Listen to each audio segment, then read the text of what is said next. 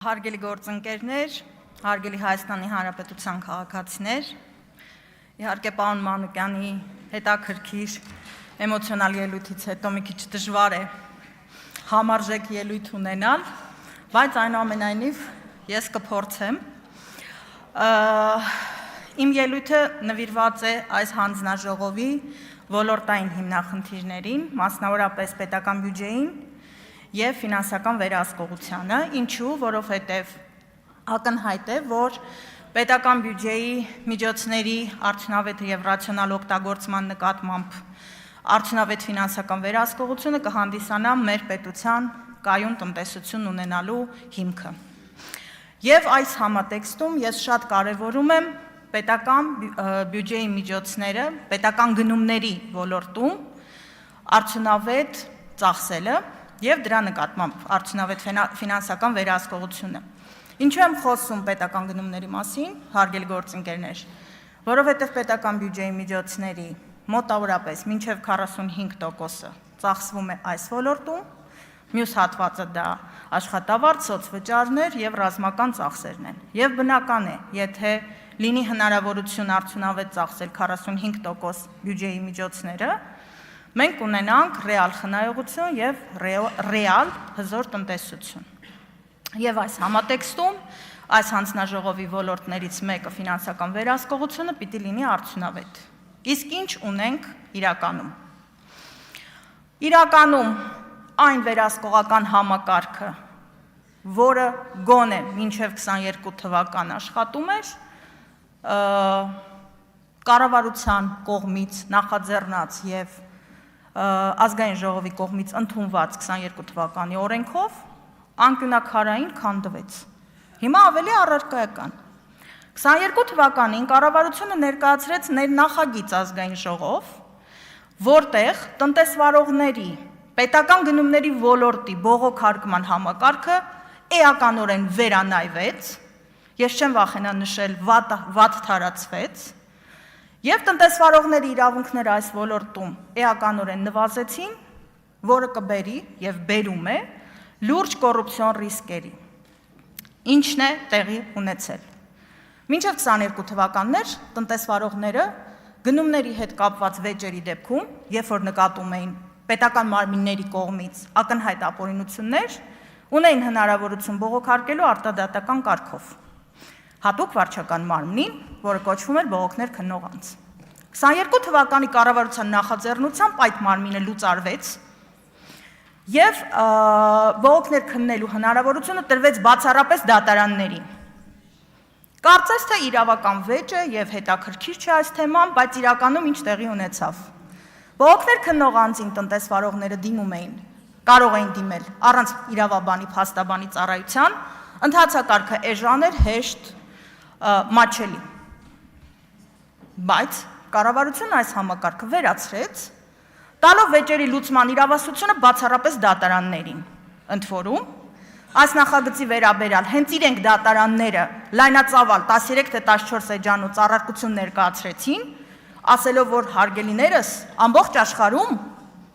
նախատեսվում է արտադատական համակարգ նաև վեճերի լուծման, որը բեռնաթափում է դատարաններ, ինչի մասին դուք բազմաթիվ անգամ խոսել եք, բայց չեք հակառակը անում։ Ինչ ունենք այստեղ խնդիր։ Տնտեսվարողները ստիպված են հիմա 22 թվականից ձեր նախաձեռնության արդյունքում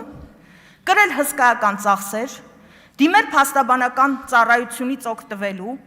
որպեսզի կարողանան ներկայացնել հայցադիմումներ դատարան և կրել բավականին լուրջ ծախսեր, նաև հաշվի առնելով, որ փաստաբանական ծառայությունը նույնպես անցել է ավելացված արժեքի հարկի դաշտ և այս ծառայությունները իրենց հերթին թանկացել են 22 թվականի համեմատ։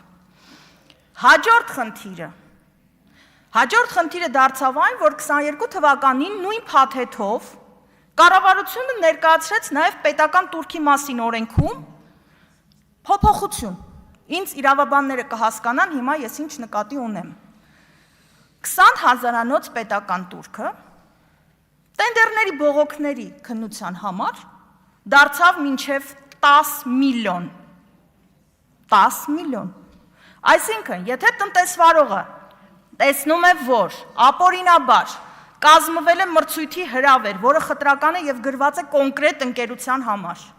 Երբ որ իրեն ապօրինաբար հայտը մերժում են, որպեսզի հաղթող ճանաչեն,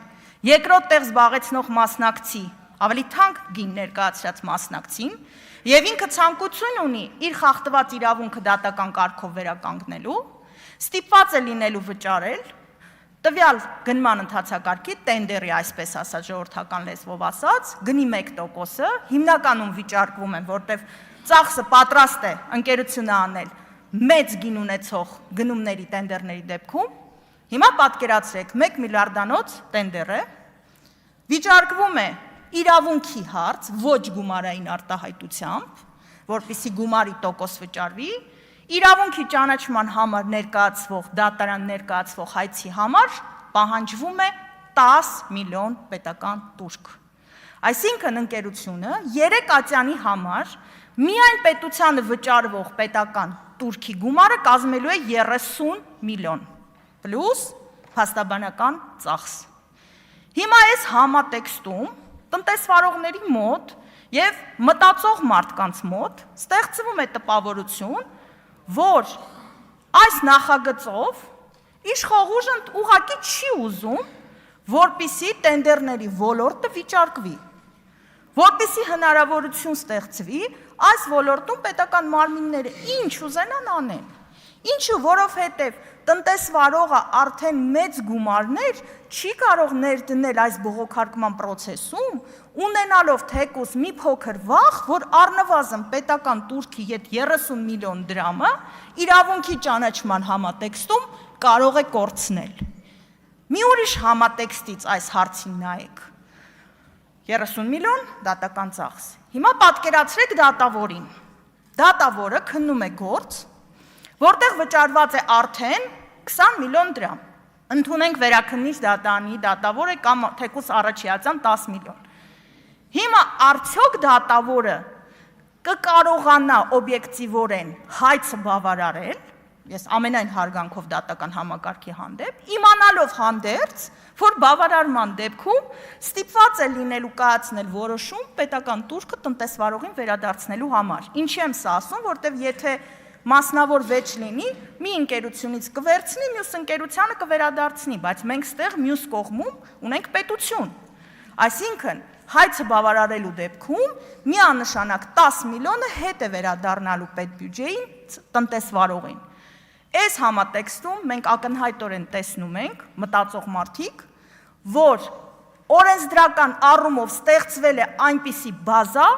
որը սահմանափակել է դատական պաշտպանության եւ արդյունավետ դատական պաշտպանության եւ դատան դիմելու իրավունքը։ Ինչու? Որտեղ տնտեսվարողները այս ահռելի ֆինանսական բեռի պայմաններում, մտածելով, որ նաեւ մտնում են պատերազմի մեջ պետության հետ, զերծ են մնում դատարան դիմելու հնարավորությունից։ Իսկ սա միանշանակ բերելու է պետական գնումների ոլորտում, այսինքն 45% բյուջետային միջոցների ոլորտում ռեալ կոռուպցիոն սխեմաների եւ կոռուպցիոն մեխանիզմների ծաղկմանը։ Ինչու? Չկա վերահսկողություն, չկա մեղավոր, չկա պատժման ինստիտուտ։ Նույն սրա հետ կապված մի շատ կարևոր հանգամանք էլ նշեմ, ի պատիվ դատարանների այնուամենայնիվ անգամ այս հսկայական ֆինանսական բեռի պայմաններում կան տնտեսվարողներ, որոնք այնուամենայնիվ պայքարել են իրենց իրավունքների համար եւ կան բազմաթիվ բավարարված հայցադիմումներ։ Երբ որ դատարանները ֆիքսել են, որ հրավերով մրցույթի նախատեսվել է խտրական պահանջ, գրվել է կոնկրետ ընկերության, սահմանափակել է մրցակցությունը, առաջի տեղ զբաղեցնող մասնակցին ապօրինաբար մերժել են, տվել են մի քանի անգամ ավելի թանկ գին ներկայացրած երկրորդ մասնակցին եւ այս օրինական ուժի մեջ մտած վճիրների դեպքում, հարգելի գործընկերներ, քանի ծառայողական քննություն է նշանակվել մեղավոր գնահատող հանձնաժողովների կողմից նկատմամբ, մեղավոր պատվիրատուների ղեկավարների նկատմամբ։ Համենայն դեպս ինձ այդպիսի ինֆորմացիա չի հասել, բայց չէ որ արդեն իշխող ուժի ձեռքում կա դատական ակտ, որով ֆիքսվել է պետական տենդերների ոլորտում ապօրինությունը, ապացուցելու խնդիր էլ չկա, ֆիքսվել է այդ փաստը։ Արդյոք պատժվել են վերոհիշյալ անձինք, իհարկե ոչ, որը տալիս է մեզ ենթադրելու, որ այս ոլորտում ծաղկում է կոռուպցիա։ Հարգելի դատան, գնումների հետ կապված շատ բաներ կարող եմ ասել, մեկ անձից գնումների, սև ցուցակների, բայց հաշվի առնելով, որ ինչ ժամանակը սահմանափակվում է, ես հետո այս հնարավորությունից նույնպես կօգտվեմ։ Շնորհակալություն ուշադրության համար։